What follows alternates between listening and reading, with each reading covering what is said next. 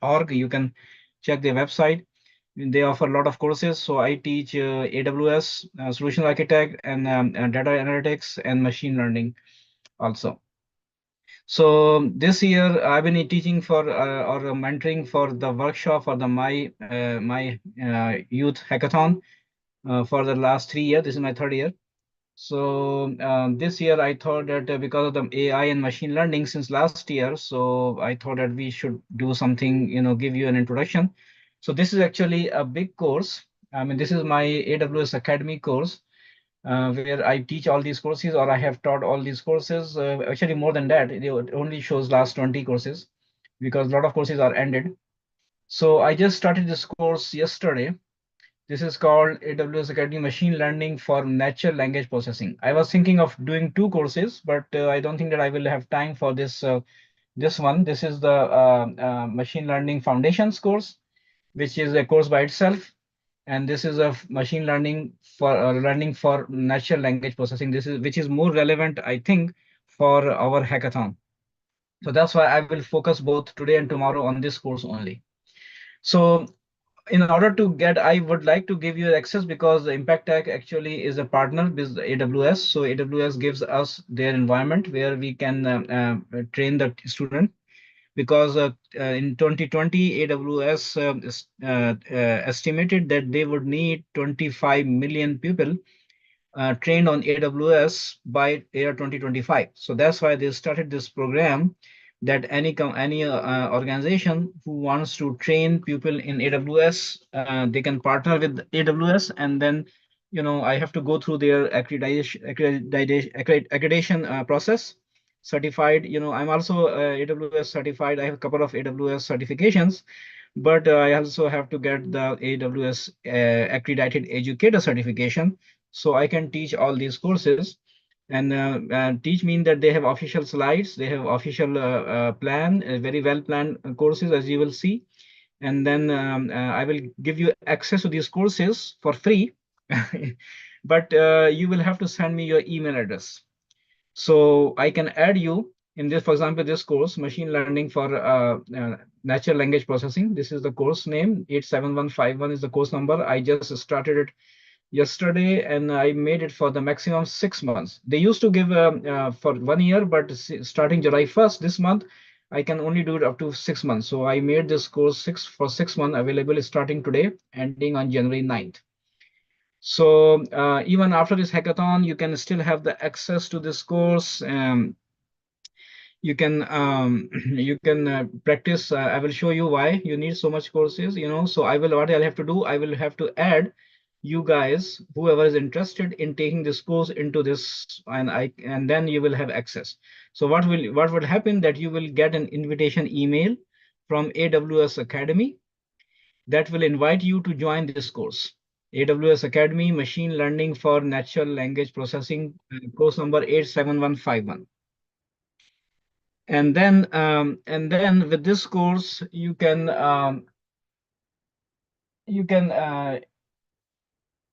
does anybody has any comments or anything? Okay.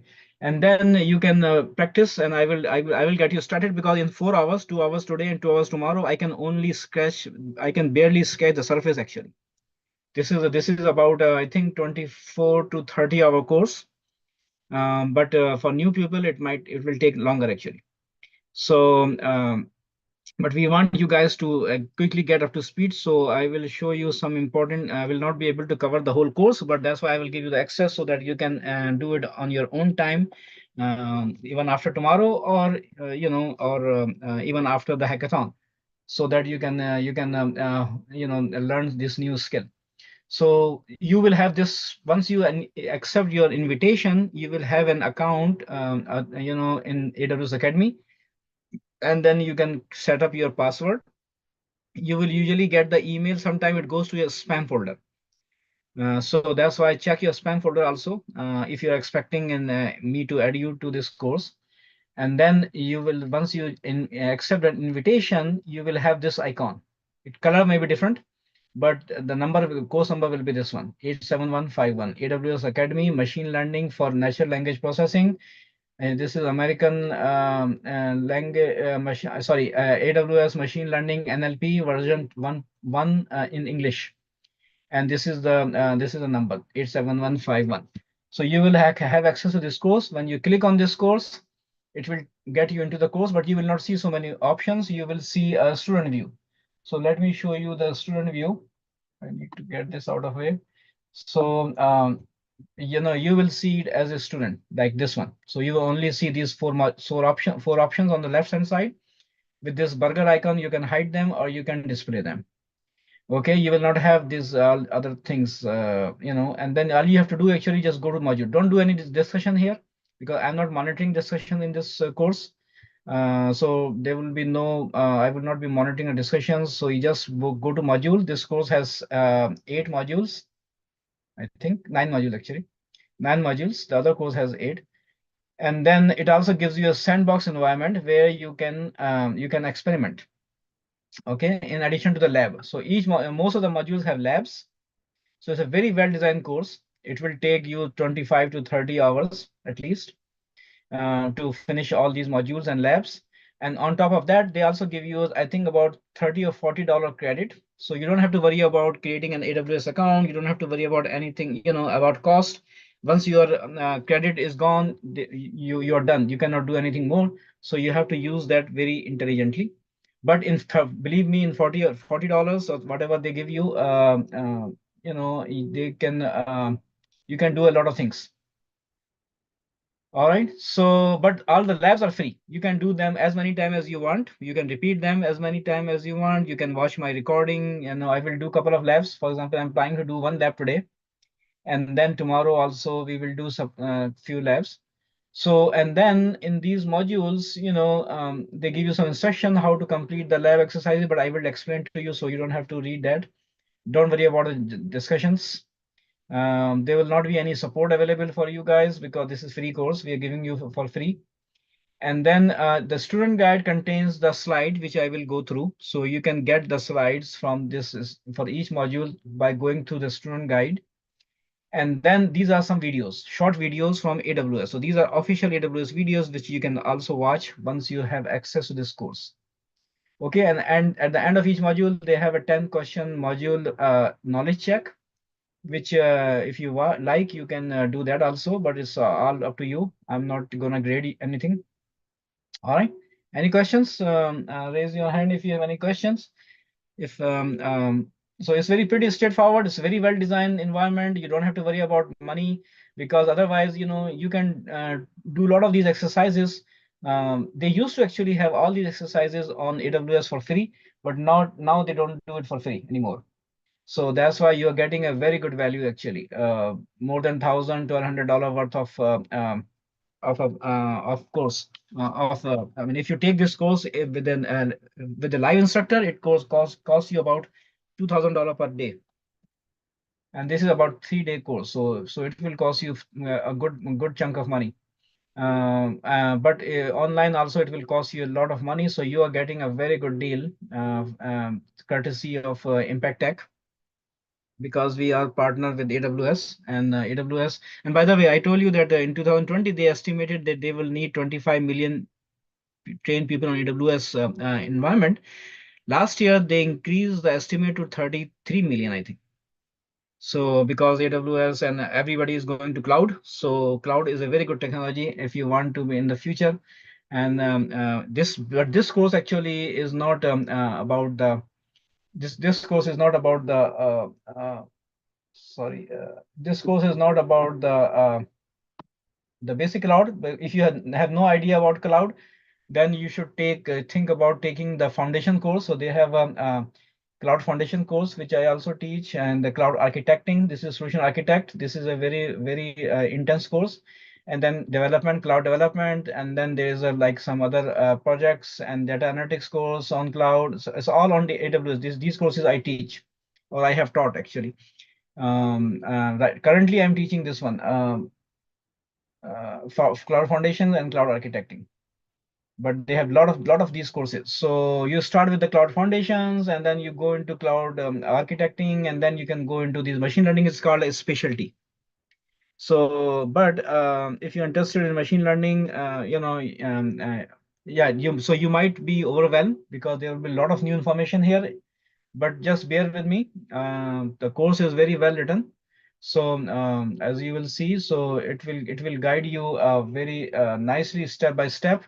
So with just little determination and focus, you can succeed. You guys are all, mashallah, very well educated in so high school. Good good education, good background. I hope that you are motivated. So it shouldn't be a problem for you guys. Okay, so I'll start with module one slides. So these are the slides. You will not get the slide like this, but you will get the slides in your uh, in that environment, in the lab, academy lab environment. Okay, so this is the AWS Academy Natural Language Processing course. So in this one, let me hide these so that they're not on the way. So sorry. So over here, I mean, there are a lot of prerequisites, there are objectives, but we don't have to worry about it. You can read them at your own leisure because I have to run really quickly if I want to do the lab.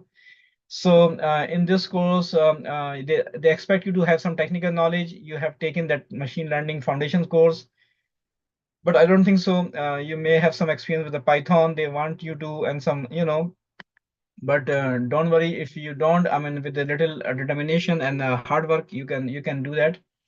So in this course, we will describe the NLP, which is stands for natural language processing. You know how to process the human languages. That's what we mean by natural languages, because the artificial languages are like computer languages. These are languages just designed only computer can understand them. But natural languages are for human beings. So the how the different we have thousands of languages in the world. Okay, and then understand how to apply the machine learning. ML means machine learning pipeline to this NLP problems. So we'll talk briefly about what is a machine learning pipeline. Implement the text extraction. So how do we extract the text of relevant text from this our language, and to obtain data from the web pages, for example. Create a solution for a sentiment analysis business problem. If you want to analyze the sentiments of the, let's say the blogs and things like that, use Amazon Comprehends. These are the services on AWS to implement a topic modeling solution. We will talk about what is topic modeling. Build a solution that uses AWS services to transcribe and translate text from multimedia. So automatic translation, automatic transcription, and build a solution using a combination of algorithms and Amazon machine learning services. So this is all covered in this course. Now, of course, I'm not going to cover all of this. I don't have time. This is like 24 to 30-hour course with these, 8, 9 modules. And then, I will try to cover 2 modules at least today, and one lab in this module 2. Okay, so these are some more details about these different modules. What is this module one will contain? What is module one just contains the course outline. Module two is an introduction to natural language processing. It will tell you about natural language processing and machine learning. Now, and then common task. How do we process natural languages? Walk through of an NLP problem and evaluation of NLP. So these are the topics which module two talks about, which we'll try to cover today. And then how to process the text for our natural language processing. So this is what we will talk about in module three. Text processing overview, extracting text, tokenizing, common processing steps, advanced processing, storing, and visualizing. And then module four.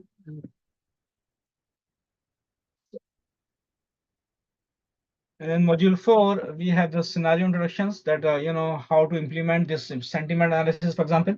So, these are the things which you can cover at your own leisure before or after the hackathon. As I told you that I will give you access if you're interested for next few months. So you can explore these topics, and and then so these are different modules they're talking about. Like module 5 is about the information extraction. Module 6 is, I'm not watching any chat or anything, so if you have any question, please, I think you need to interrupt me. because I'm not paying attention. I'll have to run go very fast. So topic modeling, introduction to topic modeling, the approach, how to use this service called Amazon Comprehend. What are the some algorithms, making recommendations based on text, then working with languages, identifying languages. There's a service called Amazon Translate, which can translate among languages. And then this is what it is. Okay.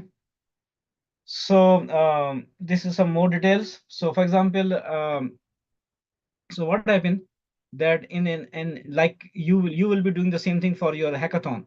So you have to think of a problem, that what problem you want to handle in the hackathon.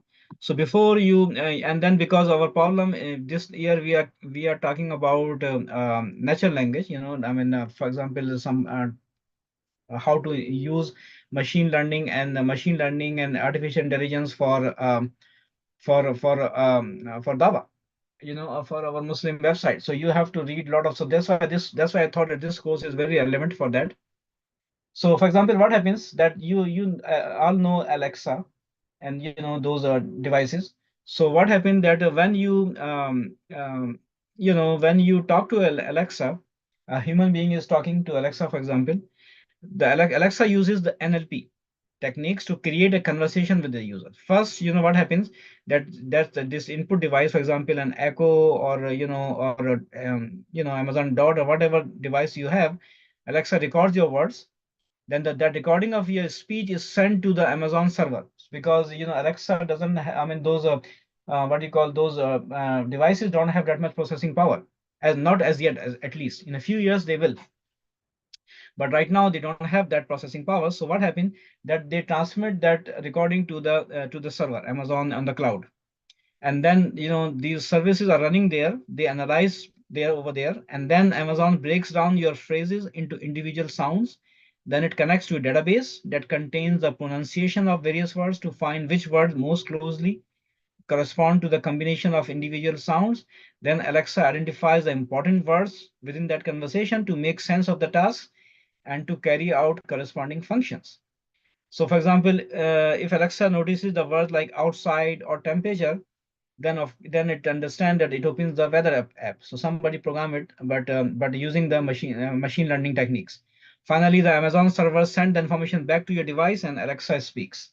Now all this is happening in real time, because you can ask Alexa anything, and it looks like that it's doing it processing on the device in your home, but actually it's not doing it in your home. So be careful with these devices. Actually, is a side note, that whatever you're saying, you don't know. I mean, Alexa is listening and is sending that all whatever you are listening, recording, and is sending it to the Amazon servers.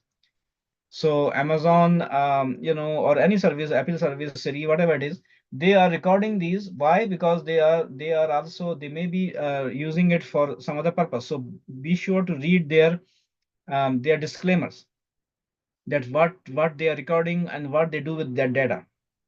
But don't take anything for granted. So be careful.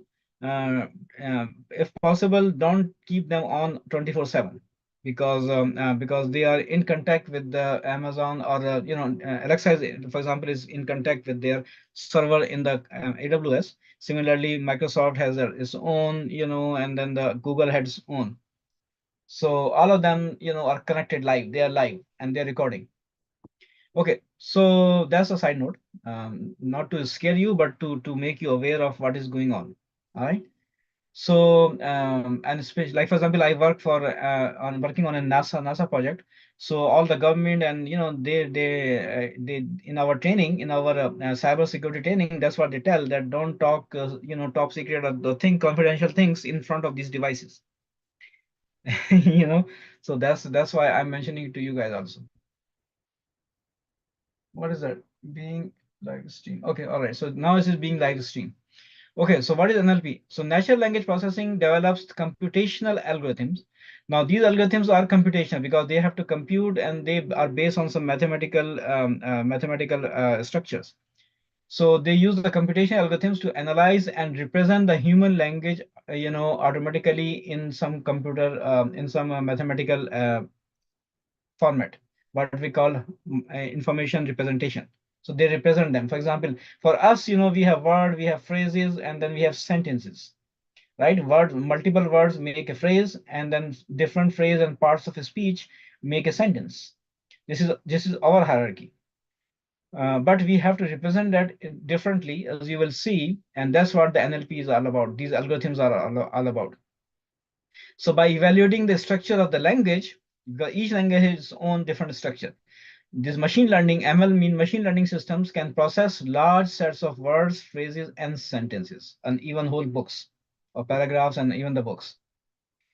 So now the problem with the NLP is that human language is not precise. Okay, we often use the same words or phrases with multiple meaning depending upon the context. So that's why so far these services are very funny sometimes. Of course they don't, and they misunderstand us. They are getting better every day, but I mean, of course, this is a human human what we can say, human ingenuity, that we can very quickly understand the context, and we can analyze the words in that context. And then human languages are very unstructured. Computer languages are very, very well structured. That's why most people can hate programming, because in order to be a good programmer, you have to think like a machine computer, which is very well structured, while human languages are unstructured. And then they also contain many complex dependencies upon the context, and upon even within the words, in how the order of the word, the emphasis on the word, all these things, they add to the complexity. So um, so we have to, for NLP, we have to discover the structure of the text. Then so that's what we will be doing, that we will break down the text into meaningful units, such as, so that we can give some structure. Then we have to label the data. So labeling is a part of what we call supervised learning, which is a machine learning technique. There are two main ways of machine learning: supervised and unsupervised. So what happened that after the system converts the text to data, the next challenge is to apply the labels that represent the various parts of speech. Now, every language, it requires a different labeling scheme. So that's why, depending upon the language, grammar, and a lot of other things. And then we also have to represent the context. So and this is where, and now we are actually at the stage like ChatGPT, that they can very well understand the context. And then we have to apply the grammatical rule also. So these are all the to make it more structured. Okay, so now what kind of business problems can be solved by using NLP? So these are some use cases. Use cases mean some business scenarios, use scenarios where we can use this particular technique, like natural language processing, NLP. So, for example, NLP is a very well suited for search applications, such as Google and Bing, and ChatGPT. All of them, they use NLP. They are good for translation services. They are good for marketing research, sentiment analysis, for marketing and social research, political research. Nowadays is a political season. So all the political candidates, they are trying to hire people who can process the sentiment and do the social research to identify their, where they should spend more money, for example. And then, of course, you need the what we call a human machine interface, or human computer interface. HCI is another field actually, such as Alexa, this which can listen to your human language, and then can try to understand and answer it. Content management applications, how to manage the contents, because they have huge contents. And then the chatbots. So these are all use cases where you should think about NLP. Okay. Now here is some careers in NLP, because this course is, of course, as I told you, that AWS designed this course to train the people for to prepare them for their clients, which they're expecting now 33 million people they will need. So that's why, demand from machine learning, especially skills, is very high, and it's growing exponentially actually. There are a variety of machine learning roles who work on NLP problems. And the technical skill with the fastest growth in demand for machine learning roles are like Python programming, SQL, which is for databases, structured databases, structured query language for relation databases, data science concepts, data mining, data analysis. Now, data science and data mining is not new. Even machine learning is not new. Believe it or not, machine learning is a subset of actually artificial intelligence. And artificial intelligence is the first thing the computer scientists thought about when the first electronic computer were put in use, like in 1930s. Since then, they had this vision that these computers can, mimic human intelligence. That's why they call it artificial intelligence. That this will be because this is not they will mimic, but they will not be human. They are machine, right? So that's why they call it artificial intelligence, and that's how this terminology came into being. Okay, so this is an interesting history. I don't have time, of course, to go into, but it always fascinates me. So since 1930s, the first computer, computer program was written. The idea was to mimic human intelligence, and they call it artificial intelligence. So machine learning is a subset of that artificial intelligence. There are other techniques. Data science also came out of that. Data mining, data analysis, everything, all these things actually they grew out of artificial intelligence. Okay, so this is a role you can look into because you are a high school student. So you are of course looking for the future career. So data scientist or data analyst, okay, so who apply the knowledge of statistics and analytical skills to interpret data. Data scientist is more, into mathematics and statistics, more technical, and programming also. Analyst, not that technical, is more using. So you can think of it like for example, the mechanic. The mechanic has to understand how a car or a machine work, while a driver only needs to know few certain controls. So these are the application. They apply those complex systems, and then they just need to know how to use them. That's what the data analysts or business analysts do. While the data scientists really have to create those systems, and they have to understand in much more and at a deeper level. So data scientists often have degrees in statistics, mathematics, computer science, or economics. Then they also have to have good, actually, not some, actually, they have to have very good programming skills. And their typical tasks are to acquire and prepare the data, do the EDA, which we exploratory data analysis, and present the data analysis results, and design the algorithms. Actually, they're not giving all the roles because these roles are merging now. But that's the main role of data scientists, to design algorithms or to fine tune the algorithms. Then we have a machine learning engineer who emphasizes on programming and system design skills. They often have background as a developer or a software architect, some knowledge of statistics required, and their typical tasks include evaluating and selecting the algorithms, training and evaluating models, designing NLP applications. So these jobs actually used to be when I started, of data scientist. That's why I was wondering that why they skip there actually. So now they have further specialized these tasks.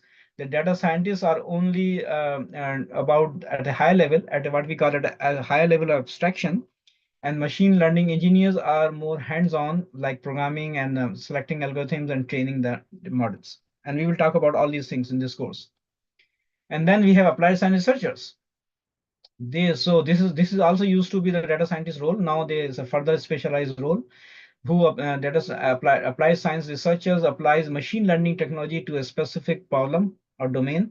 Domain means a specific line of business. It requires knowledge of both that knowledge line of business or domain and the machine learning. And their typical tasks include using the machine learning services to conduct the research, applying the natural language processing tools to a domain specific application. And then they still need a developer to integrate the machine learning models. Once they have these models trained and is ready and is working as they expect, then somebody has to integrate with the software applications. So it requires strong application development skills and machine learning knowledge. And their typical tasks include incorporating the NLP models or servicing into an application. For example, designing those applications which can understand and communicate with human. All right. So this is what you can do. For example, go to these search locations for jobs, and if you know, I think right now you're not looking for a job, so this doesn't apply to you guys. But if any one of you want to just explore, go into these websites and do some search. Find a job description for one of the four uh, NLP roles outlined in this module. Okay. All right, so this is just an application of that this what we call the large language model LLM, like ChatGPT. So since last year, Amazon has come up with a service called Code Whisperer. All of them actually, everybody, Microsoft, everybody has done that. So what they have done, this is an artificial AI powered code generator for IDE. IDE stands for Integrated Development Environment. This is the environment where the developers work and develop the applications. So, and then, they added the codes also there. So this code whisperer is a service which applies the artificial intelligence techniques like ChatGPT, is the most famous for it. Somebody is saying something. Results, who can see your messages? So please don't type your email addresses here. Email it to on the WhatsApp group so that I can get it from there or send it to somebody. Because I mean, once I close this meeting, I think this chat will go away. So don't just either email me. Let me send you my email. I mean, you can email me. I can that will be another way instead of or you can put your email address in the WhatsApp group, but my email address is this. So Muhammad Sabri 01 at gmail.com. So you can email me your email address on this emails to be add so that I can add you to this course, or you can put it. Yeah, I think that's better. Just email me on this. So note down my email. Okay. All right, so this code whisperer service, what it does is a coding companion. It's like having a partner when you're coding or writing a program. Coding is another word for writing a computer program. Programmer, coder, a developer. So these are all synonyms, kind of thing. So this code whisperer generates the code suggestions based on comments and existing code. So whatever code you have, and you put the comments there. So this code whisperer will give you suggestions. So that's why there was a big discussion last year when with the ChatGPT that ChatGPT will eliminate the programming jobs. Now, to certain extent, that's true that it will eliminate a lot of programming jobs, but those will be basically low-level jobs, meaning that I mean, that's the dilemma, meaning that less experience or new people, it will be very difficult to get into the programming or development for new people. Why? Because those junior programmer or even mid-level programmer jobs, these programs can do much better. So, but for good programmers, so what happening actually in IT is what we call consolidation. So like for example, 25 years ago in early 2000, the DBA database administrator job was very hot. So I got my certification in Oracle database administrator because it was a hot job. But now is what happened with all these AWS and all these cloud services and all this automation, that instead of 10, 20 DBAs, you only need one. So, like for example, we used to have multiple DBAs in our one project. So, in our department, we used to have tens, if not hundreds, of DBAs. Now you only need one or two. So that's the consolidation happening. So same thing is happening now to the programmers. Same thing happened to the system administrators. That before cloud, they were every company needed 10, 20. For each project they need one or two system administrators at least, depending upon the size of the project. Sometimes 5, 10. Now the whole company department only needs a couple of system administrators. That's it, because of the cloud. Same thing is now happening to the programmers, that instead of for each project and for each having 10, 20 programmers, you only need one. And that programmer, with the help of these AI powered code generators, can do the work of 10, 20 programmers easily. Okay, so this is what happening. So you really need to practice and learn a lot in order to land a job as a developer. Those days are gone that you can take a 6 month course, and then get a job as a developer. Those days are over. Okay. So why? Because of these code generators. They offer real-time support for code authoring directly within your integrated development environment. Okay, and then AI security scanner, it can also helps identify hard to find vulnerabilities in your code. It references a multiple standard and best practices. Okay, and they say the content processed by Code Whisperer professional is not stored or used for service improvement. So that companies don't become scared that that their code or their which is their most highly valued secret, so they don't keep that code, okay, for their service improvement. They don't keep it. That's what they're telling you. Okay, so for example, this is an example. This is a Python code. So you're importing the library Boto 3, which is a library for AWS software development kit. And then you put a comment. So this is a Python hash sign or number sign. That line becomes a comment. Create an S3 bucket, name this one. So when you put this comment, the code whisperer automatically gives you this suggestion. It gives the code generation from it understands, this is a human language, right? This is the comments are in human language because comments are meant for programmer, for human beings. They used to up until now. But now because of the chat GPT and these large language models, within your code editor in your IDE, this, for example, on AWS, this AWS code whisperer, it will read your comment and it will give you a suggestion. Okay, that, hey, okay, you want to create an S3 bucket, name this one. Here is the command that you create a variable S3 using the Boto3 libraries resource API call and name it S3, and then just create the bucket, name this. Okay. And then the next command, upload a file to the bucket, it will give you another suggestion for that. So that's why I was telling you that instead of 10, 20 programmers, you only need one programmer, because this is a right away, doing helping the programmer in real time. And then it can also do the security scan. For example, if you are defining a function called upload file, and then you're opening the file in a binary read mode, it found a problem.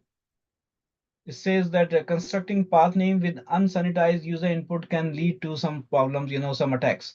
It says that what you're doing, you are without checking the file path, you are just taking it, whatever file path is passed along to this function as an argument, and then you are just opening file with that file path. Now, hacker can change that file path, call this function, because this function will have the access to your, for example, bucket. So that's a security vulnerability. And this code whisperer identified that. Okay. So we are not going to talk about code whisperers, so there's no use of that. So that was module one. Any questions?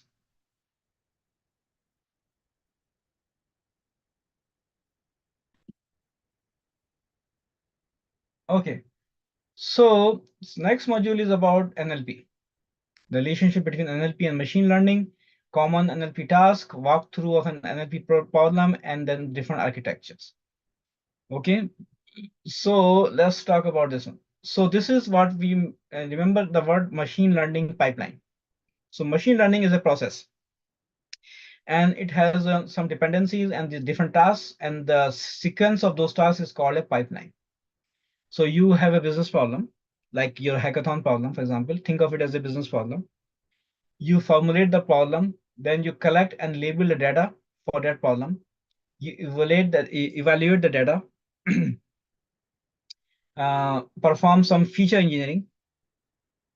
Feature engineering means that you identify you have to identify the attributes in that data, but not all attributes are created equal. So you have to identify and minimize the minimum number of attributes or characteristics, or what we call fields in a database or columns that are more useful.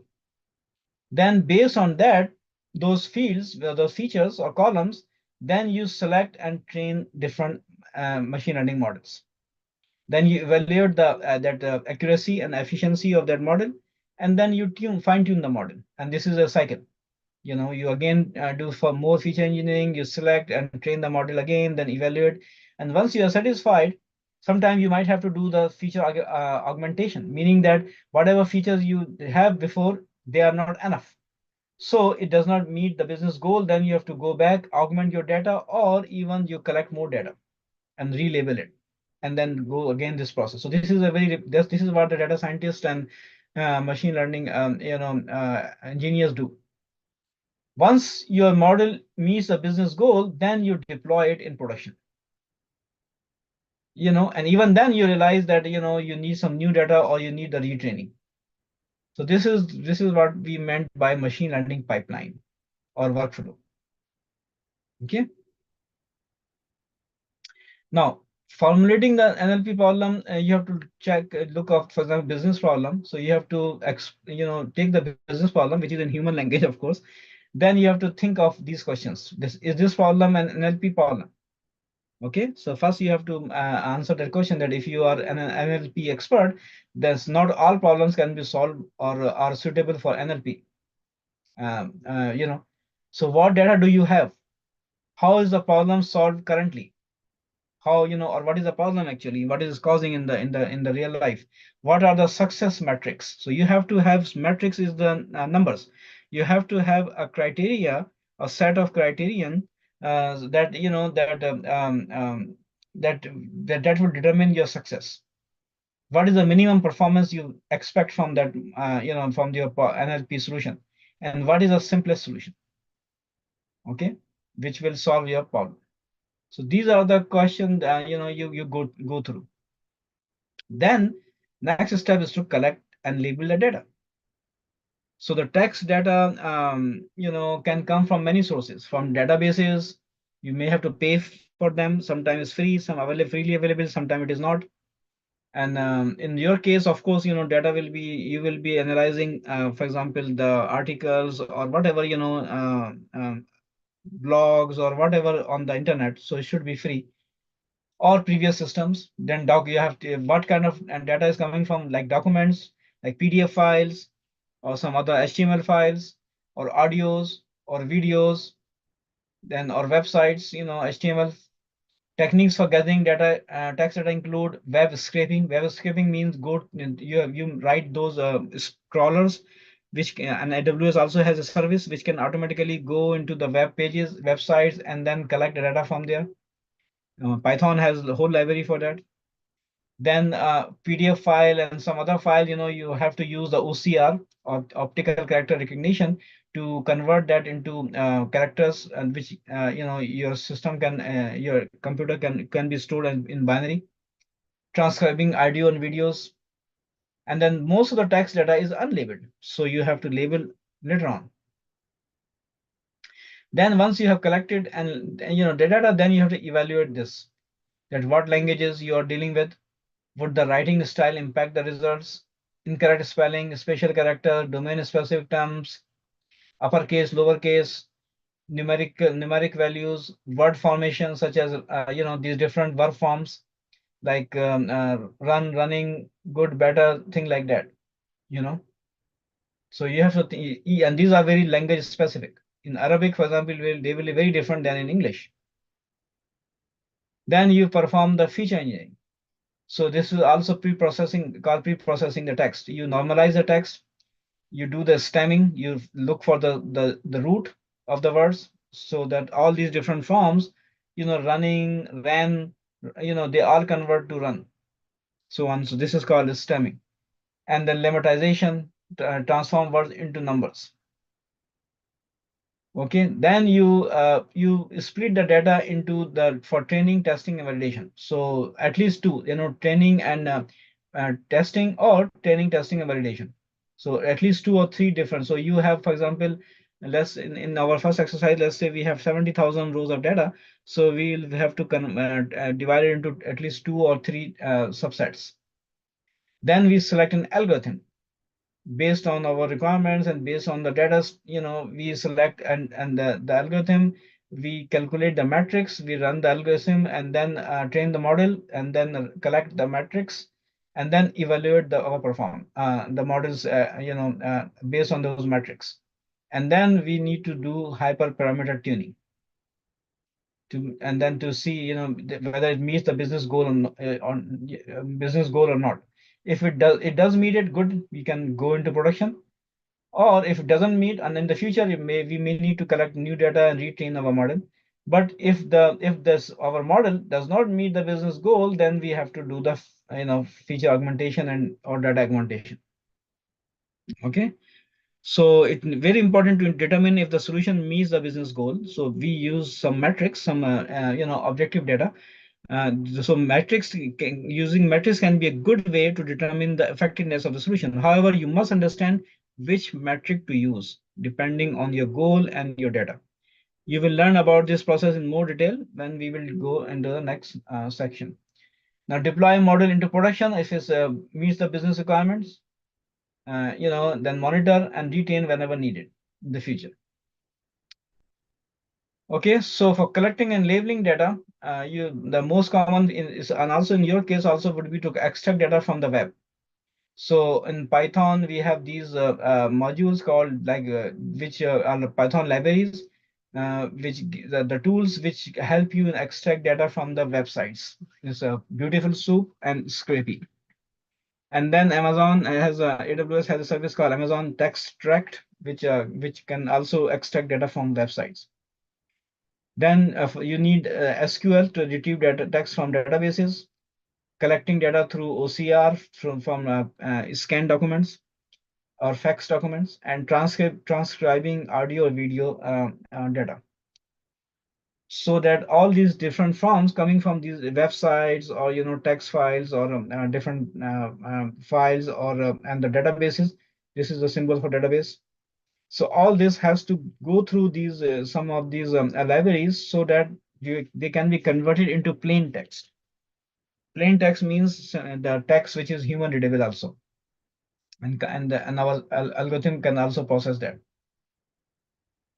Okay, so these are the more common tasks for text processing.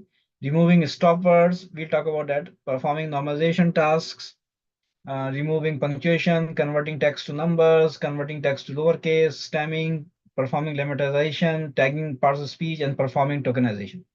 We'll talk about that, so don't worry if you don't understand right now. So text processing example. For example, we have this text. So the third task is the text preprocessing is an important NLP step before training a model. Now we can read it before, right? But we'll have to tell that to our model. Now, tasks to correct spelling, converting words to a better standard format, and removing stop words. This is the text processing example. As you can see, this we have to convert this into a normal before word. We have to correct the spelling, and then we have to convert the words to better standard form and remove some extra word. In languages, we use a lot of extra words which really don't do anything. They are just there. This is just human nature. Okay, so this remove the stop words. So these common words, they are called stop words, like is, and, to, a, ampersand, the is very common in English language, the. So these are all called stop words. So the first task we do, once we have collected the data, we remove these stop words. Okay. Then we remove then we normalize it. So all text is now lowercase. So normalize meanings convert everything into one case. For example, lowercase. NLP acronym is spelled out. For example, NLP stands for, see over here, it was NLP. We spell it out, natural language processing. Then this before becomes before, the word before. All punctuation is removed, okay, and the spelling is corrected. These are all called the part of normalization. Okay, then we do the stemming. So meaning that we find the root words, stem. Okay, pre-processing. So ing is a verb form, so but we don't need that. The main the root word is pre-process. Okay, then similarly is the words, the plural. So we don't need the plural. The root word is word, removing, stop words. So ing is removing from all these words, and s is removed from this words. Okay, this is a simple example. Of course, it's more complex than that. Then lemmatization is a step is changed is process task 3 task before 10 correct spelling convert and then convert into good standard form. Okay, so for example over here there was a word called better, I think, to a better standard. So they change it to the, because this is the what we call comparative form of an of an adjective, right? So we change it to good, which is the standard form. So all these things, these are the tasks, and we will see that how to do that. And then finally we tokenize, because machines want numbers. So we separate these all of these words in our phrase, and then we put some order there. Okay, and this the vectors are numbers.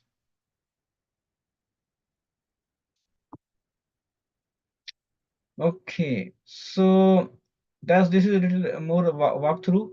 Is a review positive or negative? That's what we are. This is a business problem that we want to go through some reviews and to determine whether they are positive or negative.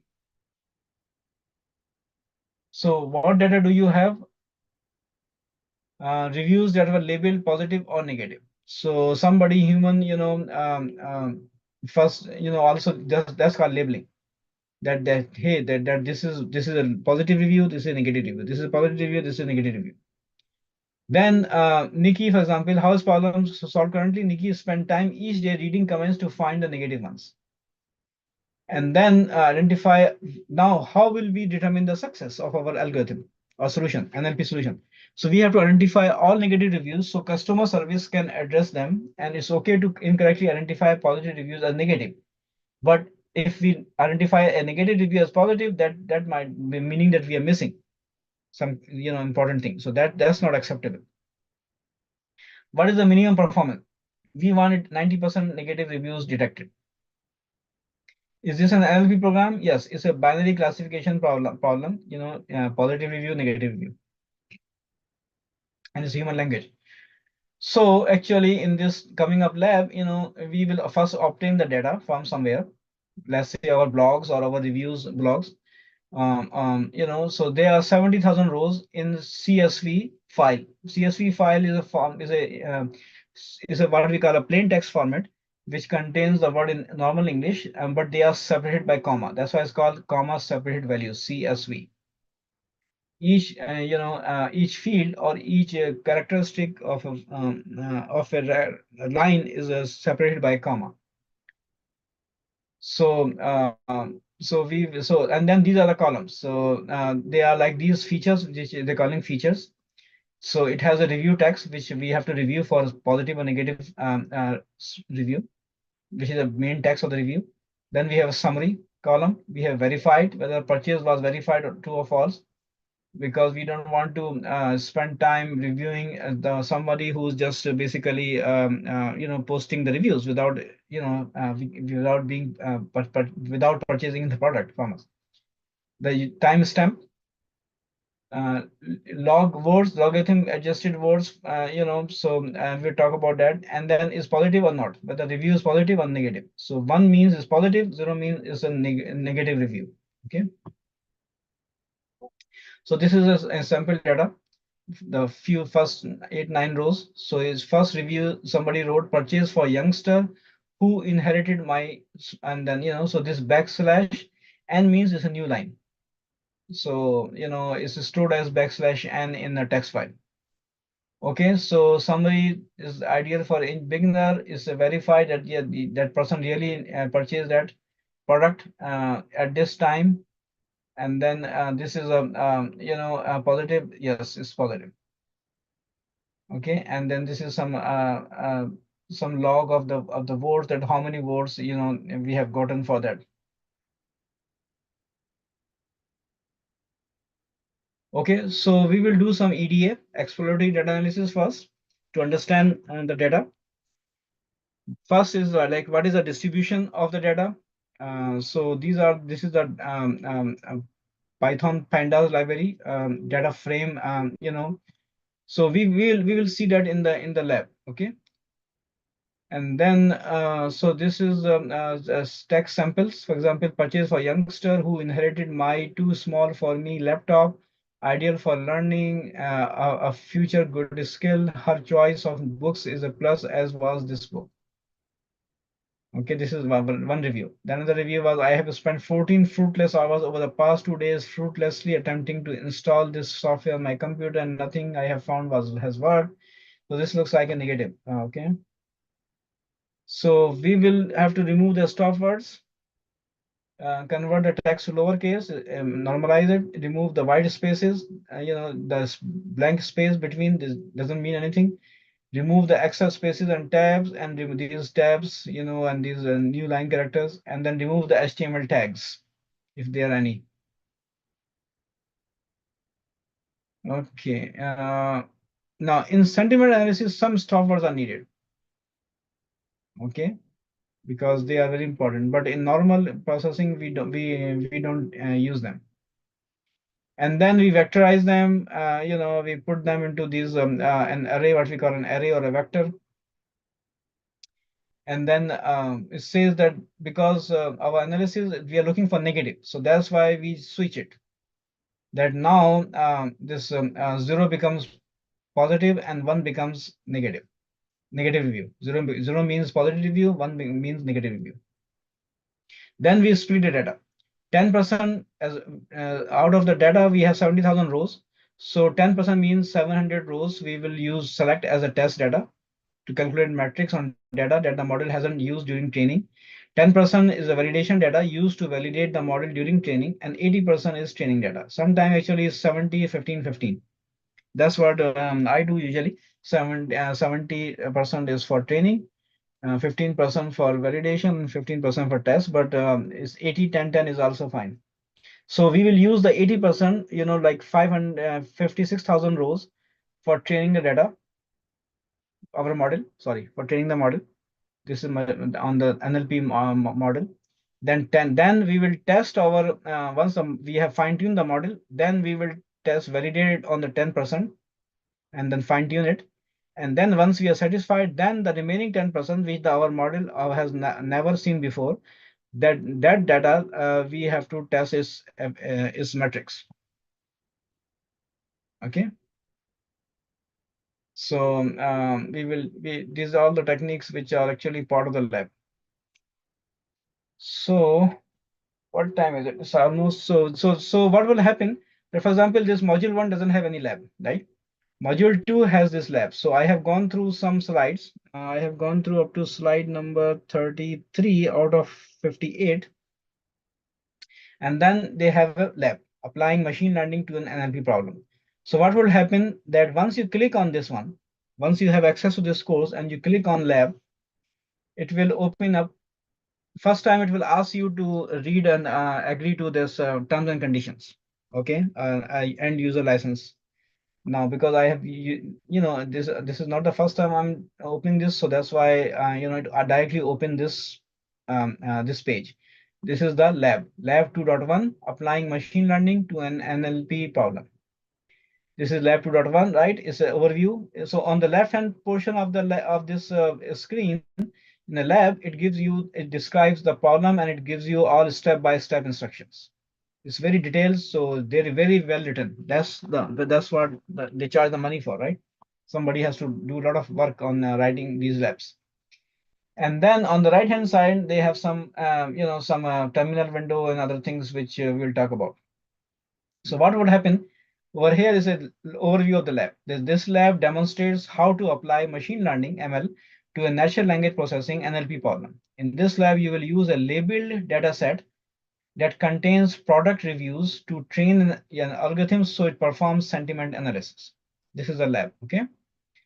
So after completing this lab, you will be able to train a model by using the text data and perform sentiment analysis on product reviews. Now, this lab requires you to have access to a notebook computer with the Wi-Fi, internet connection, Microsoft Windows, Mac OS or Linux, doesn't matter. You have to have a like, Mac OS, then you have to have a Safari, browser. For Microsoft Windows, users administrator access to the computer is required, and then you need an internet browser, Chrome or Firefox or IE 9 or above. Okay, Microsoft Edge is the best. Actually, Chrome is the best. Next is Microsoft Edge. Now say that this lab it takes approximately 30 minutes. Now first time it will take you more than 30 minutes. The lab will remain active actually for 3 hours, not 2 hours or 3 hours. So what would happen that these are instructions. So you click on the start lab button and it will start the lab. So what it does, it creates a temporary AWS account for you, for each individual user. Whenever you click on start lab, like it will start this spinning and then it will start running a script. It's automated. So somebody spends, I don't know, 30, 40, 50, 100 hours in writing this lab. And now it's only a matter of few minutes. So this is running a script, is creating, in this, these are the regions where, where their data centers are. So US East one region is the Northern Virginia region for AWS.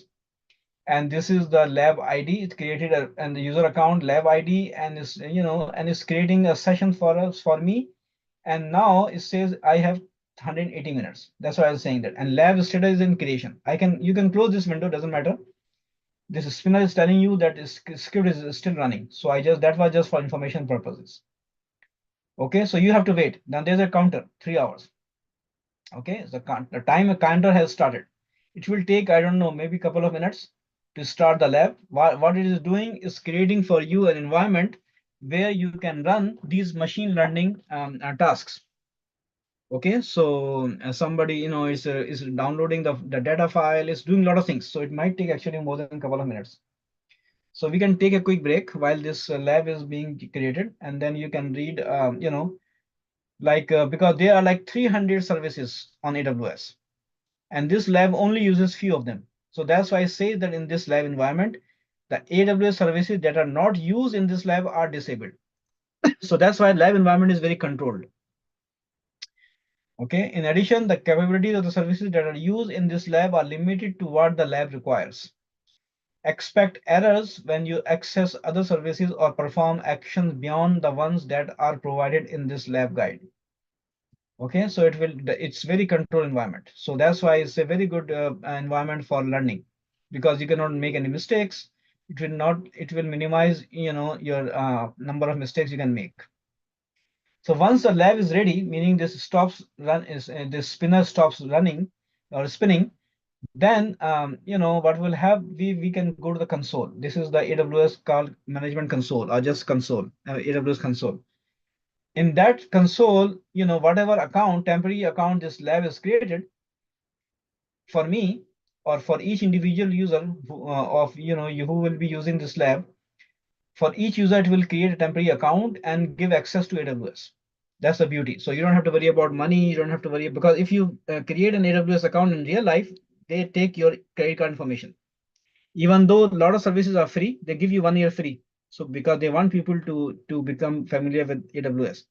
But the thing is that it's still, people can misuse, because in a real environment, you can do whatever you want.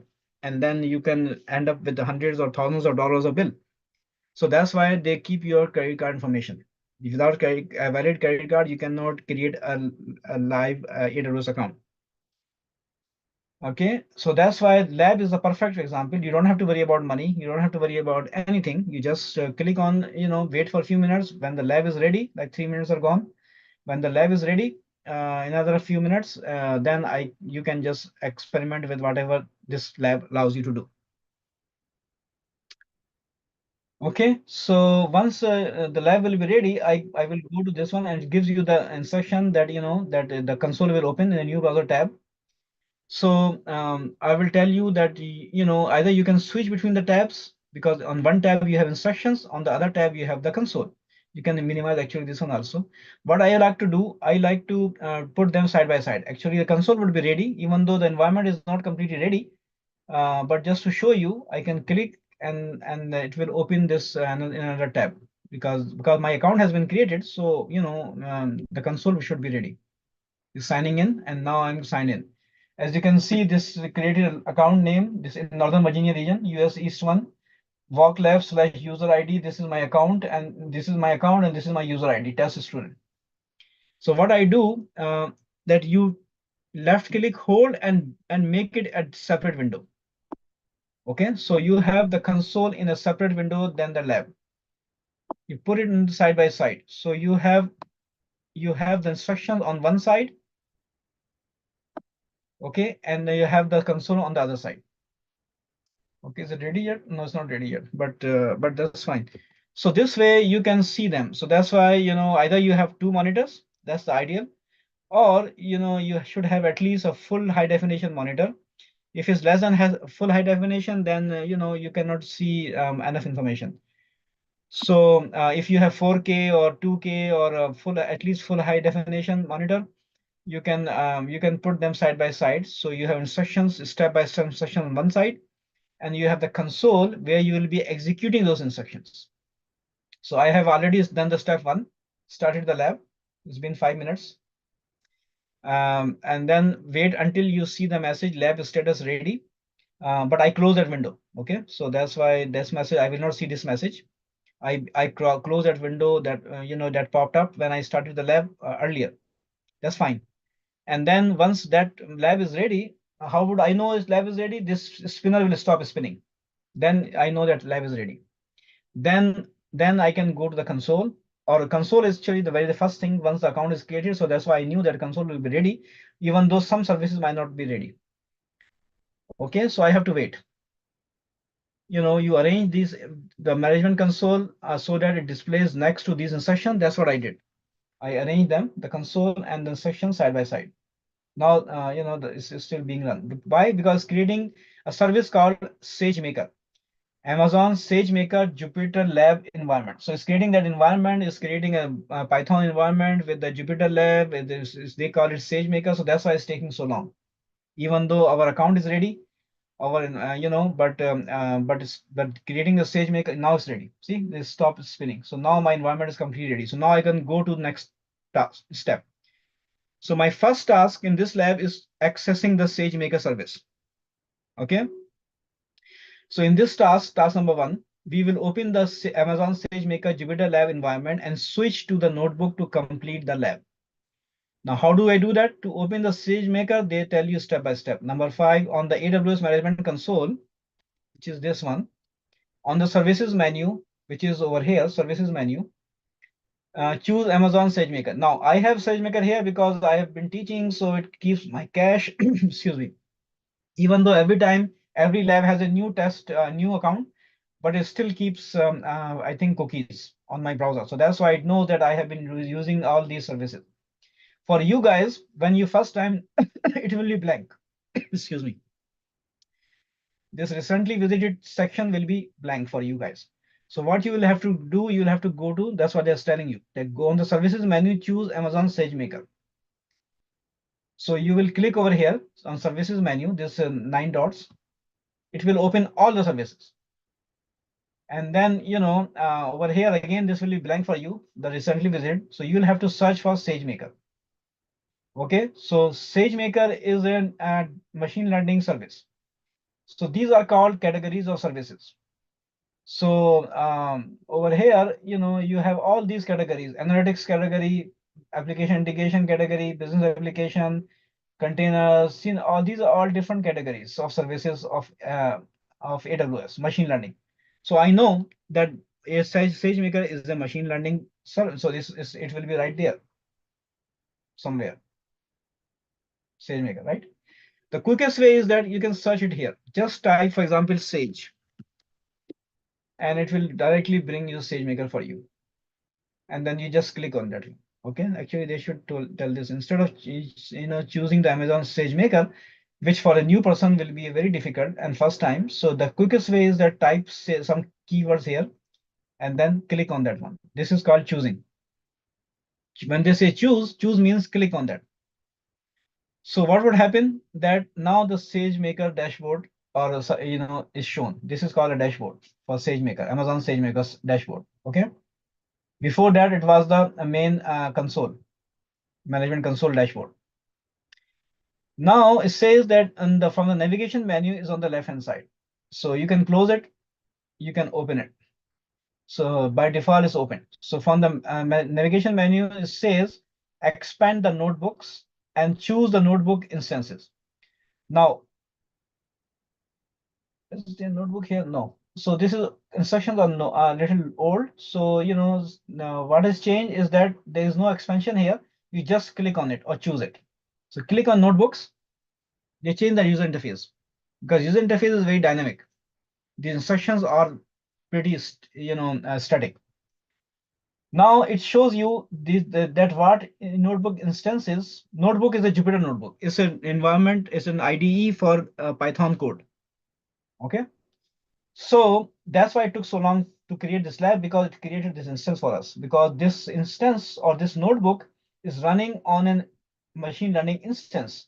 This is the machine learning instance of class of category M of fifth generation and this extra large size. So it's a pretty large machine.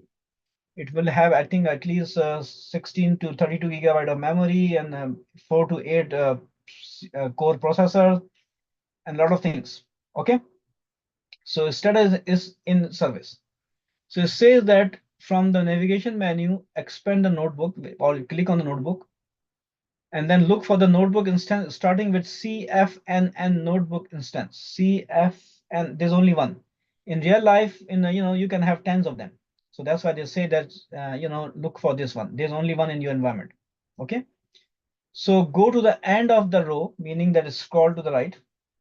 And then over here in the action column, you have two options. Either open this notebook in Jupyter or open this notebook in Jupyter Lab. So watch the instruction. Is telling you to locate the open it in the open Jupyter Lab. So click on open Jupyter Lab. No, don't click here, click here. So click over there. This link will open this notebook in a Jupyter Lab environment. Okay, I click over here and it will open the lab environment. Okay, so this is step number 7. This is all part of task number 1, 5, 6, and 7. Now task number 2 is to open your Jupyter Lab notebook. In this task, we will open the notebook for this lab and then we will work on it. So it says that in your Jupyter environment, Jupyter Lab environment. So now this is Jupyter Lab. Okay, now this is Jupyter Lab environment. So in this Jupyter Lab environment, go to the file browser on the left hand side, navigation, and locate the English US lab-2-1 IPYNB is the interactive Python notebook. Before the Jupyter notebook, actually there was another thing called interactive Python. So it's in English language, it's in some other language, Japanese language, and I don't know some other language. So I double click on this one. And then there's a notebook called lab-2-1. This is an interactive Python notebook. So what you do, you choose it or double click on it, and it will open this Python notebook into this new tab. And then it says that which one you want to open it. You want to open it in Conda, or you want to into a standard Python 3 or PyTorch 3 or whatever. It's a standard Python, I think. So it doesn't matter. I think you can open it in TensorFlow also, or you can take the selection, or you can just select open it in Conda Python 3. Okay. This is the basic Python version 3. Now it is open. Okay. Now all you have to do is just follow the instruction in this notebook. It says to open the file and then follow the instruction in the notebook. So what is happening over here? So now we don't need actually these instructions, because the step number says that follow the instruction and that's it. This is a very simple lab.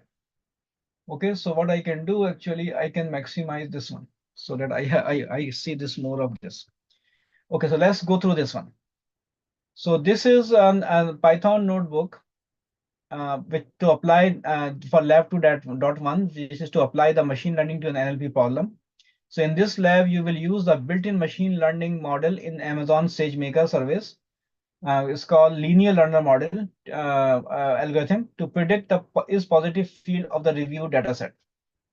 So that's what our lot we are trying to do to predict based on the our data with the review in normal language, in natural language. We want our algorithm, we want to train our algorithm to predict whether the review is positive or negative. Okay, so this is a business scenario that you work for an online retail store that wants to improve customer engagement for customers who have posted negative reviews. The company wants to detect negative reviews and assign these reviews to a customer service agent to address them. Your task is to solve this problem by using machine learning to detect negative reviews. So you are given access to a data set that contains reviews which have been classified as positive or negative. So they have been labeled. You will use this data set to train a machine learning model to predict the sentiment of that review.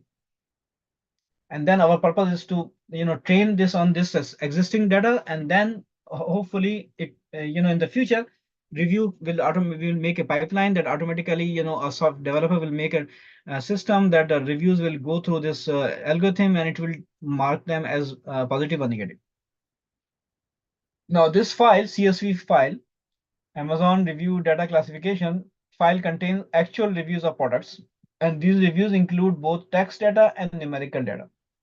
Each review is labeled as positive or 1 or negative as 0. The dataset contains the following features or columns or fields. So it has a field called review text, which contains the text of the review, a summary text, a summary field, which is a summary of the review, a verified, whether the purchase was verified, true or false, the time, the Unix timestamp, that what time the review was posted, log words, the logarithmic adjusted words, and then the is positive or not, whether the review is positive or negative. 1 mean positive, 0 mean negative.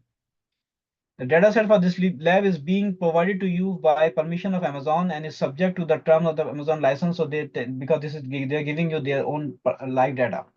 You are expressly prohibited from copying, modifying, selling, exporting, or using this dataset in any way other than for the purpose of completing this course. Okay. Now this Python script contains these 10 major tasks or steps. So first one is once we have done these 10 steps, we will submit our work and it will evaluate our but of course it will be 100% because all the code is written. This is provided you as a starter. You can use the similar code for your project also for hackathon.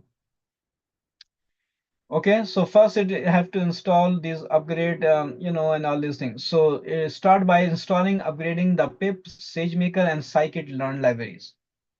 Now, scikit-learn is an open source machine learning library. It provides various tools for model fitting, meaning the fitting a model algorithm to your data pre-processing, model selection, and evaluation, and many other utilities. So it's one of the earliest libraries for machine learning on Python. Okay, now in Jupyter Notebook, if you have not worked before, and I assume that you have not worked on Jupyter Notebook before, so these are called cells. This gray area, these are called cells, which contain code. And then you contain comments also. So it's like, that's why they call it notebook, that you have notes and then you have the actual code. Now, over here in this square bracket is blank right now, meaning that this cell has not run. You have not executed the code. So if you click inside the code, it becomes blue, meaning this cell is selected. Now you can run the code by clicking the play icon here or pressing the control enter or shift enter. If you press just enter, it will insert the blank line, okay? Because you can modify the code. This is how programmer write the code, and this is how you will be doing if you decide to use this NLP in your hackathon project. This is how you will do. You will take a starter code and you will change it according to your needs. Once, in order to execute this, all of these commands, these are the system operating system command. Okay, these are basically Python, command, but they're installing these upgrade. So what you do if you press Shift Enter, see asterisk mean that the code in this cell is being run right now, is being executed. It's not done yet. So it will execute the code in this cell, all the lines. It could be hundreds of lines or it could be only one line. And then output will be right below it. And then your selection goes to the next line. Okay. So it's already satisfied, meaning that it doesn't need to upgrade some of like for example this site packages. So there's some of the packages, it's already installed, and installing the some package is installing this is uninstalling the old one and will install the new one. Okay, so these are all the operating system Linux command action. Okay, see, so much output is there and it's still running. This code in this cell is still running because there are a lot of updates there. So wait till, so now one means that this is the first statement run. So now it has completed running. That's why a number is assigned. So one means this is the order of execution in this session. Okay, so I execute this one. There was an error depends on contributing to all the packages. That's okay. The source of the following dependency conflicts. There's a conflict, but we'll see. Okay, so now second is the meaning is that reading the data set. Now, if you click inside this cell, it will show you the code. This is the Python, it's a comment. And then there are some links. This is what we call markdown language, MD. This is markdown. Okay, see, this is telling you that this cell is a markdown language cell. If you press Shift Enter or Control Enter, Control Enter means that it will execute the code in this cell and it will remain there.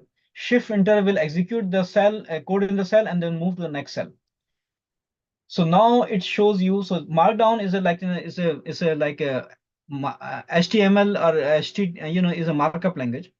So they made a simpler language which just for your comments, that headings and and links and things like that. Making it bold or a link or highlight or italics and things like that. So it's called a markdown language. If you move by clicking on this cell or as you say that this is telling you that this cell contains code. Okay, this cell contains markdown code. This is not Python code. I am running in the Python. This is the Python kernel. Kernel means that which language will be used to interpret the code. Okay, so this is I'm using the Conda programs, or what you call the Conda projects Python 3 interpreter. Okay, now this blank means that this cell has not been executed. So I come here and I press Shift Enter. So it will import pandas library and shorten it, alias as PD, and then it will execute this command, which will read this file from my from one library up, and then it will print that shape of the data set. What is the shape? How many rows? How many columns? So it's reading this file, and then it's not done yet. Okay, even though the control has gone to the next cell, but it's still being executed. This code is still being executed. It's very slow. Okay, it's done. See, it's number 2. So now first I executed this cell because I can go back and execute a cell again. So that's why the number will change. That's why this numbering is important to understand that in which order these cells were executed.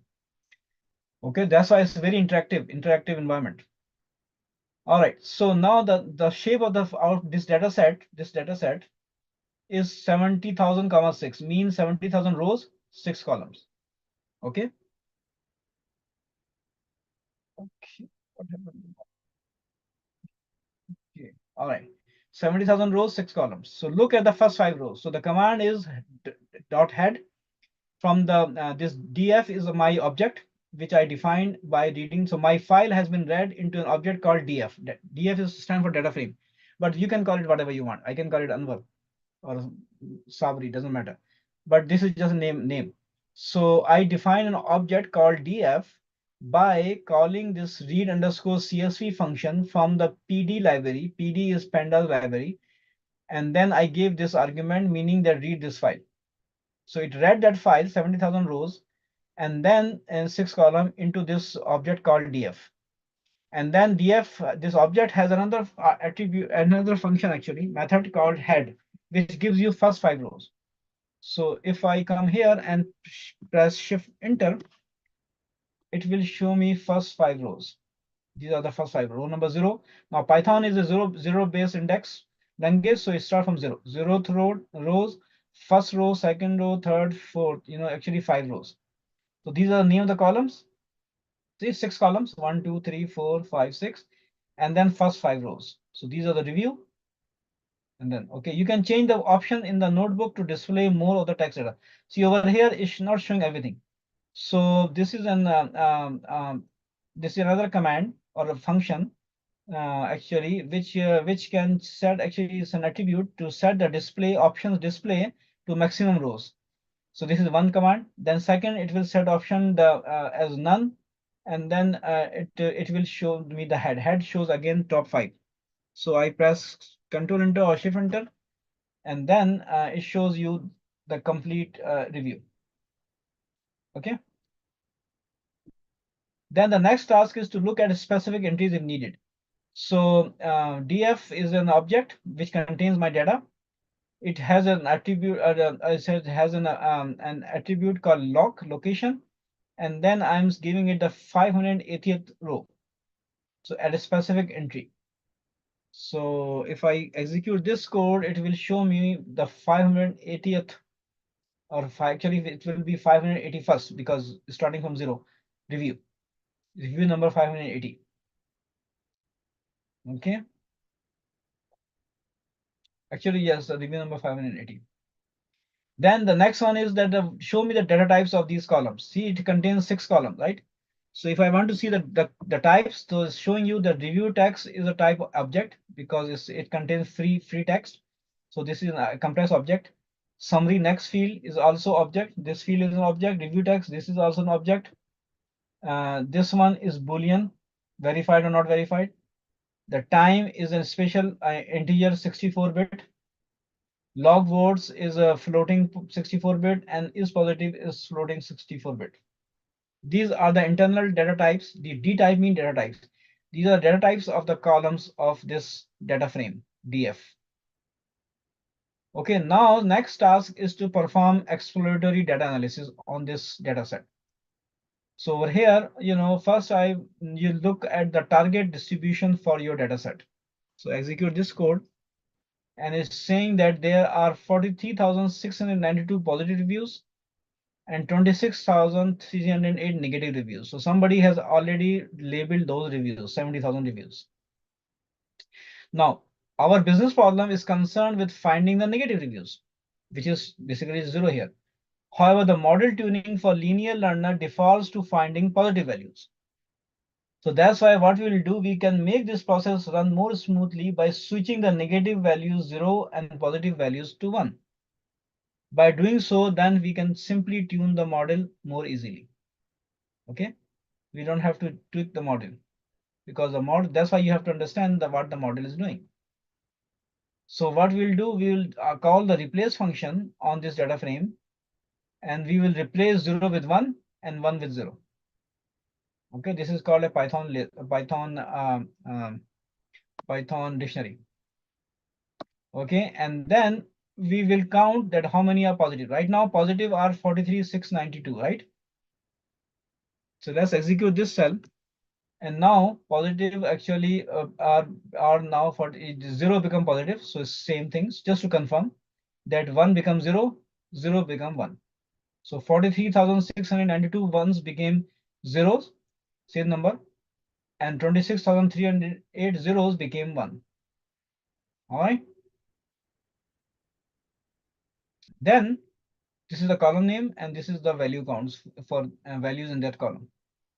Then check the number of missing values. That we want to see if there's any missing values somewhere or no. Okay, so how do you do that? Sorry. So we call this function called isNA. IsNA means some is blank, is missing, not available.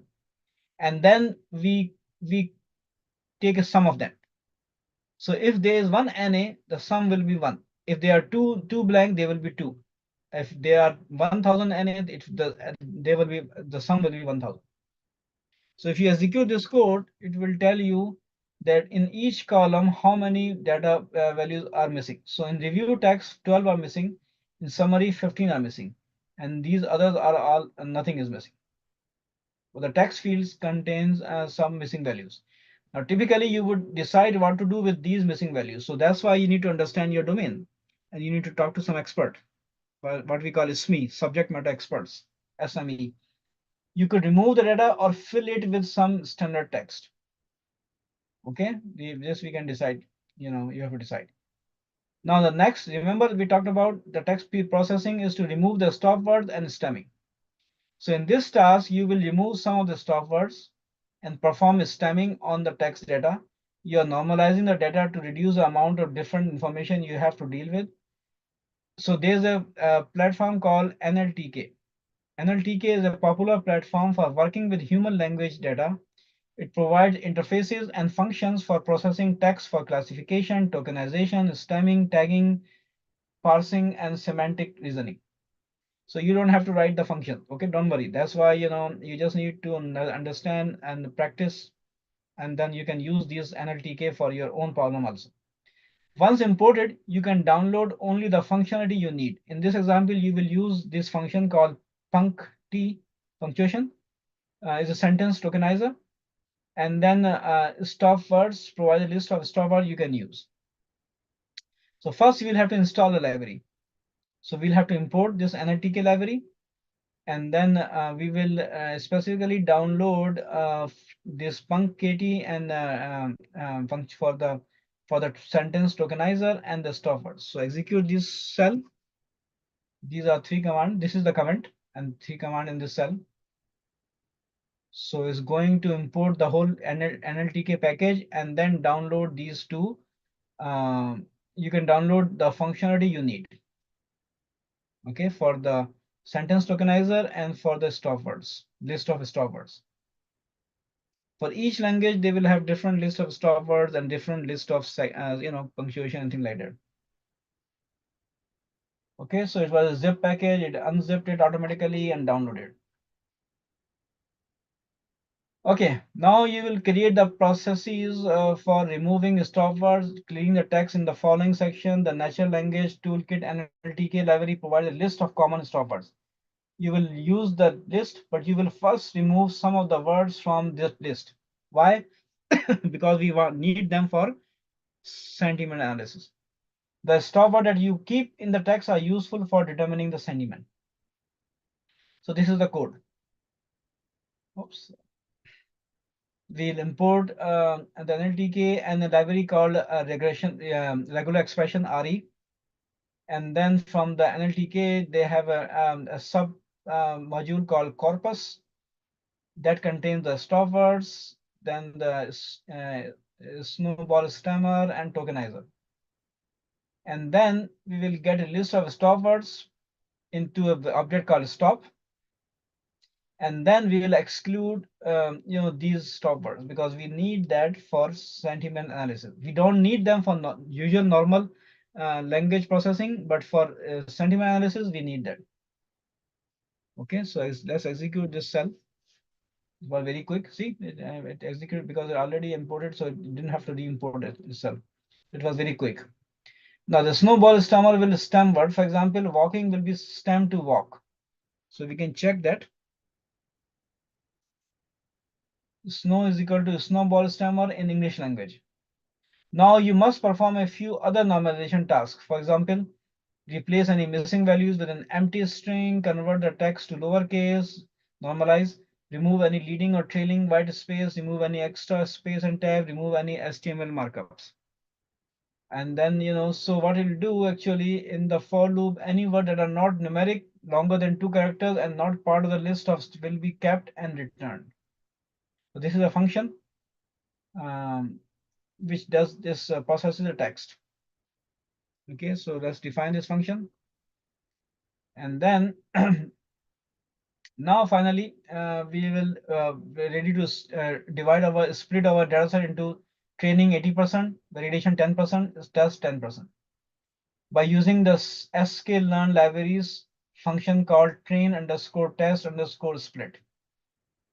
The training data will be used to train the model, which is then tested with the test data, and the validation set is used once the model has been trained.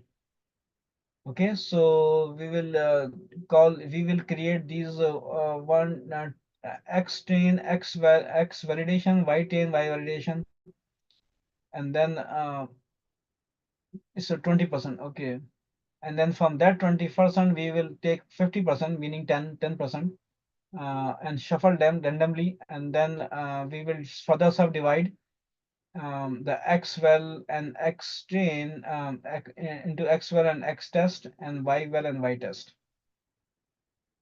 Okay, so it's very quick. Okay, with the data set split, now you can run the process text function defined above on each of the text features in the training, test, and validation. So now we can process that. So now we can apply these functions to turn them to lowercase, strip out all the leading training white spaces, and substitute, remove extra space and tabs, and then remove the HTML tags and markup languages. So this function now will be run on each one of these data sets in this step. So let's execute this step. It will take a little while because it has to go through all these uh, uh, six actually objects. So this is processing it, cleaning it up for our NLP problem solution. Once that is done, then we'll process the data with pipeline and a column transformer. So you will often perform many tasks on data before you use it to train a model. These steps must also be done on any data that's used for inference after the model is deployed. A good way of organizing these steps is to define a pipeline. A pipeline is a collection of steps, processing steps that will be performed on the data. Different pipelines can be created to process different fields. Because you are working with both text and numeric, you can define the following pipelines. For the numerical features pipeline, the numerical processor uses a min-max scaler. Now you don't need to scale features when you use decision trees, but it's a good idea to see how to use more data. See, these are all machine learning things. Okay, for text features pipeline, use the text processor, count vectorizer. The selective preparation for the dataset features are then put together into a collective column transformer, which will be used within a pipeline along with an estimator. This process ensures that the transforms are performed automatically on the raw data when you fit the model or make predictions. Okay, so for example, when you evaluate the model on a validation dataset via cross validation or when you make predictions. So these are some machine learning details. Okay, this is done. So now what we do, we grab the model features, inputs, and targets. So numerical features are time and log words, and text features are summary and review text. And then this is our target. This is what we're trying to predict.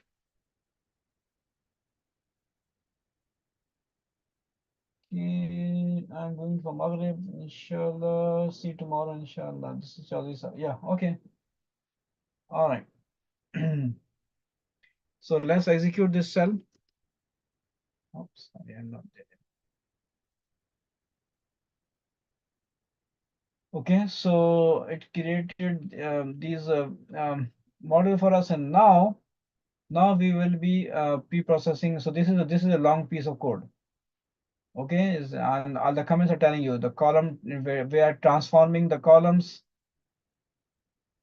We're taking the min max scaling. We are scaling them. Okay, text processor.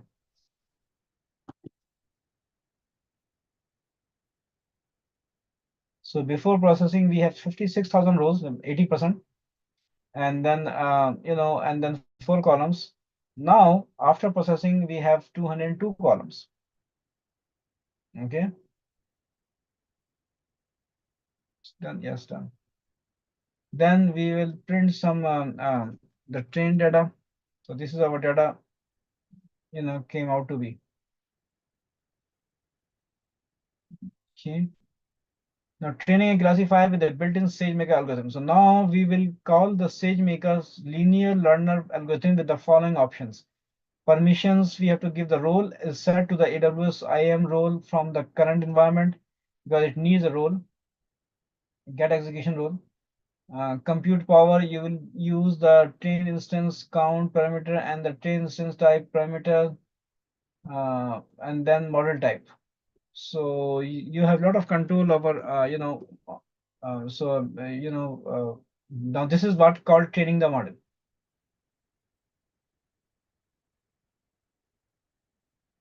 Then to set the training validation test part of the estimator, you can use the record set function of the binary estimator.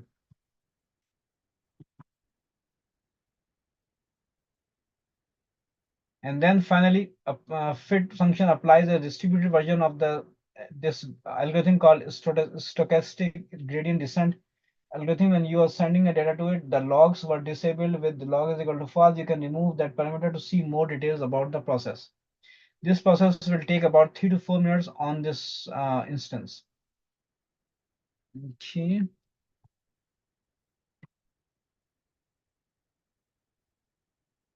And then after that, we just evaluate the model analytics to get some performance metrics.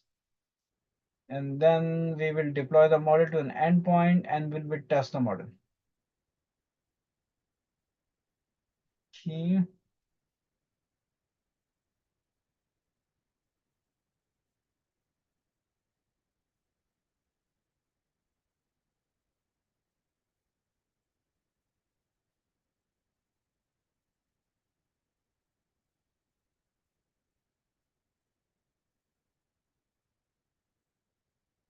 Downloading input data.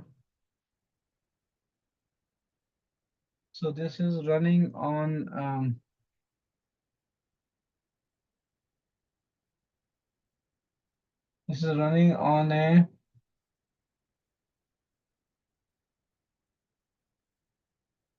M4 extra large machine. Okay.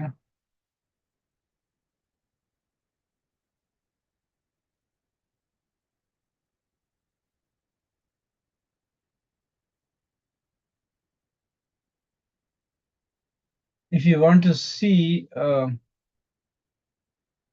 what is this M4 extra large or M5 extra large, you can go to a service called EC2, which is the instance type. Okay, I can open it in a new tab. So I can left click and then open it in a new tab. So I don't want to. Okay. So over here, let's say, if you look at the, if you launch, if you create a new instance,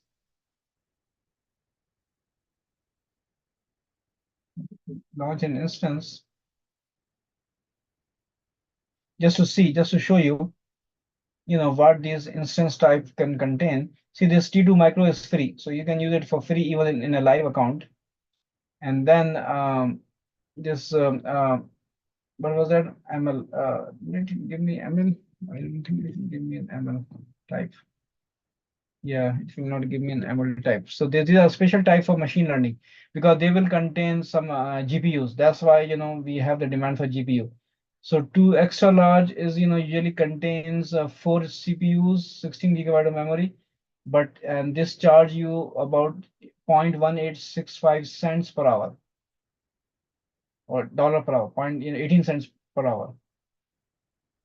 Okay, on Windows 22 to 22.66 cents per hour, dollar per hour. Okay, Linux usually is cheaper. And this one, which contains one CPU, 1 gigabyte memory, is free basically. Okay,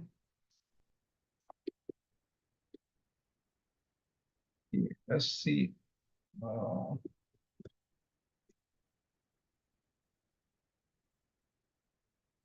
yeah, it's still running. Yeah, this is all things which you learn in the AWS Foundations course. Mm, But if you want to see, I want to see the specs of, so you cannot see it over here. What was that? MLFX. So let's see if it shows the specs of this one. ML M5. So permissions can network monitor. Yeah, because these are services. These are called software as a service, platform as a service. So that's why they don't give you much details. You don't have to worry about the underlying. It is giving you 25 gigabyte EBS volume. Okay, in service, but it doesn't give you much detail about that. Permission network, execution row, monitor. Yeah, it doesn't give you much details. All right, okay, so our model is done. Is evaluated. So now let's evaluate it. So execute this cell. So it's 85% good. So around 85. Your value may be different, but should be around that value. This translates to the model accuracy predicting the correct answer 85% of the time. So what it did after training the model, it ran it on the uh, on the validation, and then it calculated the accuracy, because remember the data was already labeled, right? So that's why, with the 10% new data, it was able to predict 85 with the 85% accuracy. So now let's say that we are happy with this.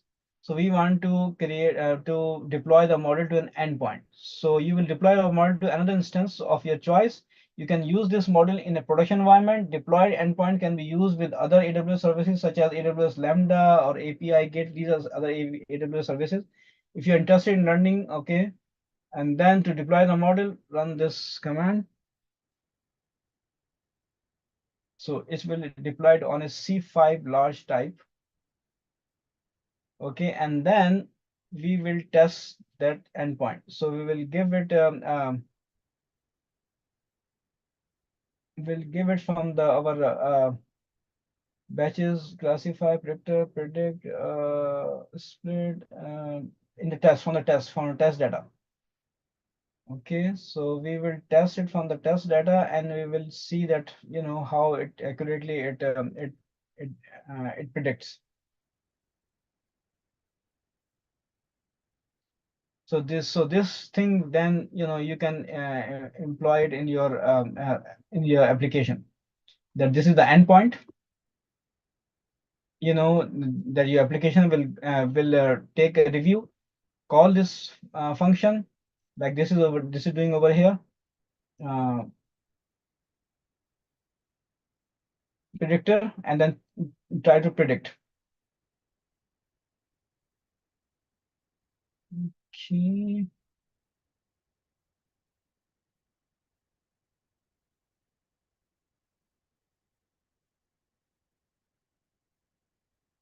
So it will predict for 25. Hmm. So we'll get a list of predictions.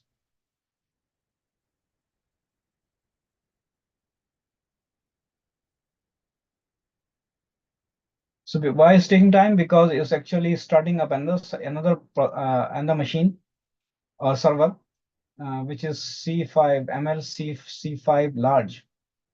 So it will be a pretty big machine. It takes a couple of minutes to bring up the machine. Oh, it says approximately 7 to 8 minutes. Our time is almost up. So those actually instances, we might see them here.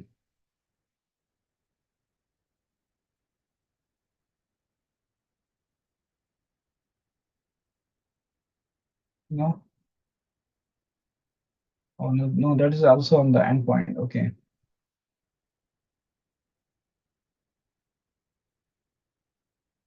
And then finally, we will just test the endpoint to show these 25 and predictions.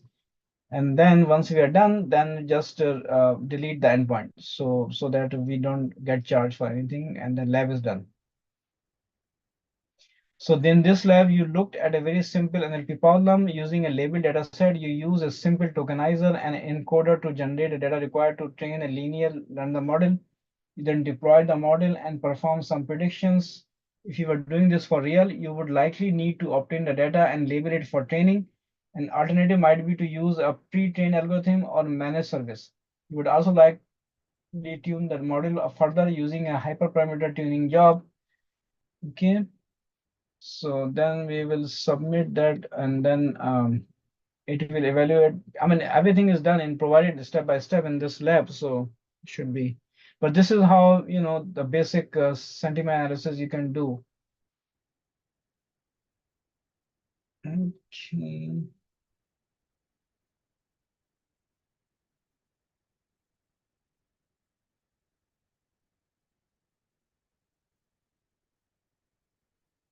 So while it's doing, let's finish let's look at so this is about the lab.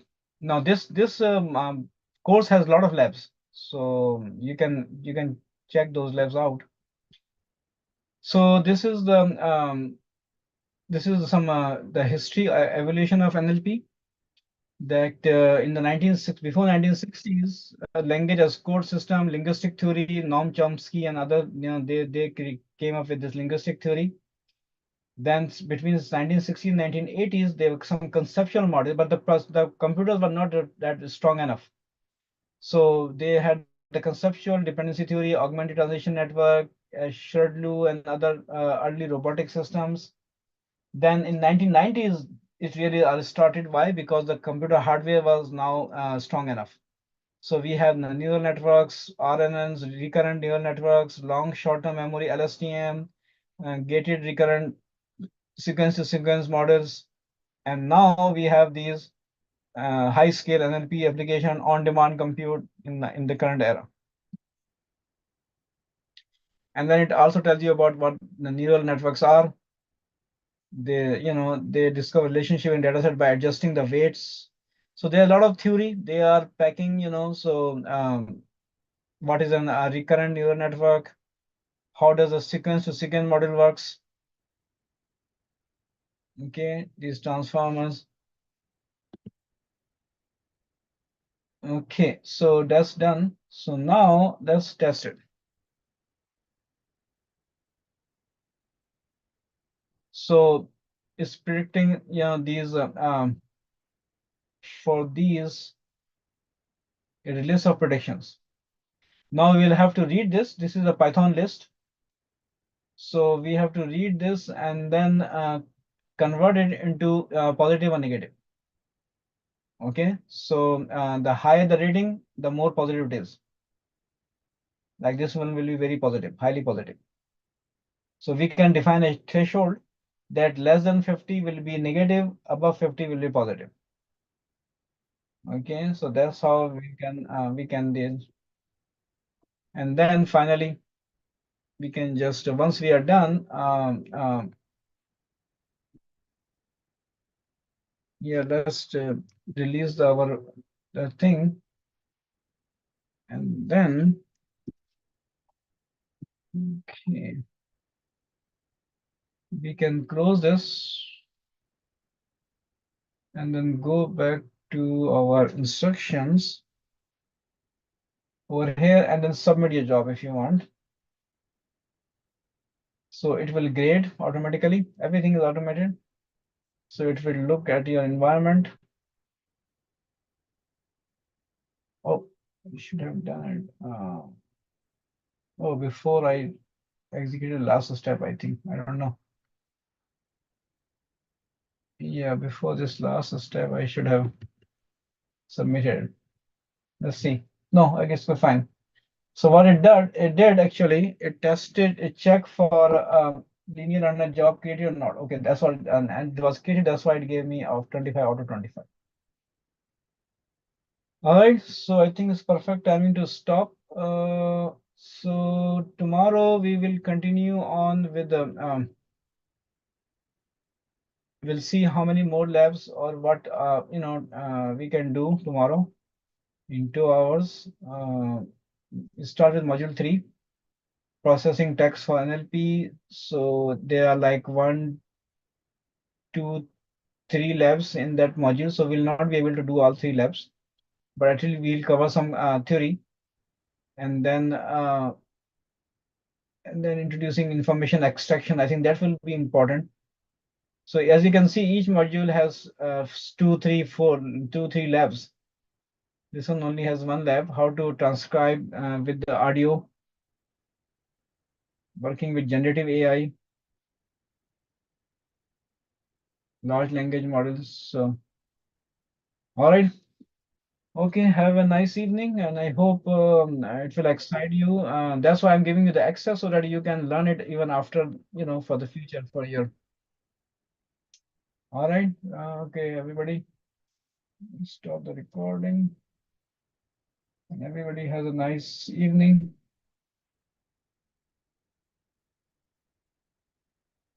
Okay, stop the recording, and then.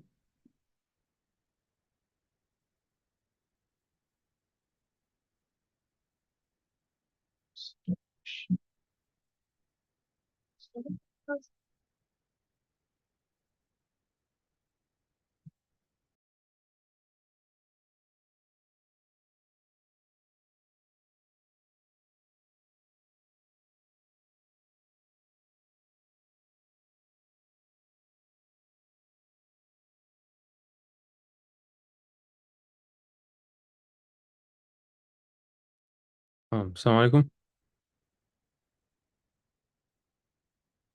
Walaikum. So I had a quick question. In order to create the AWS account, did you have to input? I kind of joined in a little late. Did you have to join input your billing information? I mean, in the real, yeah, on an AWS account, you have to give your I have instruction. I can send it to you. You have to, but you don't need to create the AWS account. That's why, I told you that just email me your email address, Oh, and, okay. and I can add you to this course, so you don't have to worry about creating an AWS account. You Oh, can okay. you can experiment and for free on this on this course. Okay. Can I do that now? Is it Yeah, possible? yeah. So just email me your look at the chat. I put my email address there. So just email me your email address and I will add you to the course. I don't see, unfortunately. I think I joined in a little late. Um, Oh, okay. So it's my first name Muhammad Muhammad Muhammad Sabri. The last name Muhammad together Muhammad okay. 01 at gmail.com. Oh, okay. Or you can All right. you can post it on the WhatsApp group also. If you, Okay. All right. Thank you so much, brother. yeah. Thank you. Mhm.